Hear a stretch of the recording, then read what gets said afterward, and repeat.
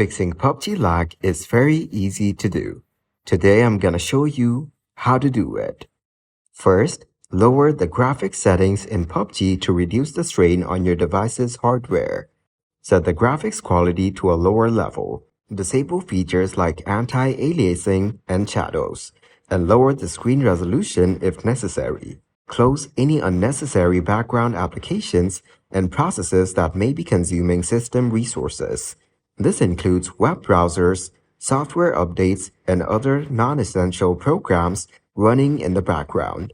After that, ensure that you have a stable and high-speed internet connection. Use a wired Ethernet connection if possible, or connect to a reliable Wi-Fi network. Avoid playing Pubg on a cellular data connection, as it may result in lag due to network latency. Now, keep your device's drivers and Pubg itself up to date. Developers often release updates to optimize performance and fix bugs that may cause lag. Adjust Pubg's in-game settings for optimal performance. Experiment with different settings such as resolution, texture quality, and rendering distance to find the best balance between performance and visual quality for your device.